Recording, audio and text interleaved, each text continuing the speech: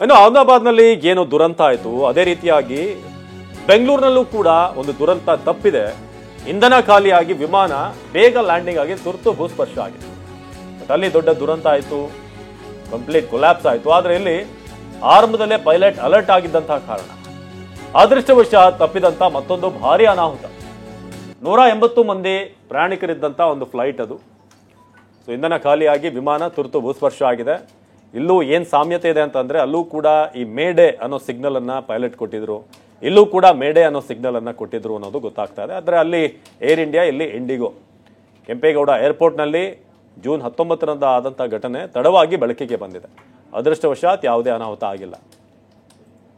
So ಇನ್ನೊಂದು ಕಡೆ ಮ್ಯಾಪನ್ನು ಕೂಡ ನೀವು ಗಮನಿಸ್ತಾ ಇದ್ರೆ ಹೇಗೆ ಯಾವ ರೂಟ್ನಲ್ಲಿತ್ತು ಅಂತ. ಅದು ಚೆನ್ನೈ ಗುವಾಹಟಿ ನಡುವೆ ಪ್ರಯಾಣ ಮಾಡ್ತಿದ್ದಂಥ ಒಂದು ಫ್ಲೈಟ್ ಅದು, ಇಂಡಿಗೋ ವಿಮಾನ. ಮೇಡೆ ಎಂದು ಕೂಗಿ ತುರ್ತು ಭೂಸ್ಪರ್ಶ ಮಾಡಿದಂಥ ಪೈಲಟ್. ಅಂದರೆ ಭಾಳ ಕ್ರಿಟಿಕಲ್ ಇತ್ತು, ಅಷ್ಟು ಸುಲಭ ಇರಲಿಲ್ಲ ಲ್ಯಾಂಡ್ ಮಾಡೋದು ಕೂಡ. ಇಂಧನ ತುಂಬಿಸ್ಕೊಂಡು ನಂತರ ಚೆನ್ನೈಗೆ ಹೋಗಿದೆ. ಅಂದರೆ ಒಂದು ಪ್ರಾಪರ್ ಚೆಕಿಂಗ್ ಅನ್ನೋದಾಗುತ್ತೆ, ಸುಮಾರು ರೌಂಡ್ಗಳ ಚೆಕಿಂಗ್ ಒಂದು ವಿಮಾನ ಟೇಕ್ ಆಫ್ ಆಗಬೇಕಾದ್ರೆ.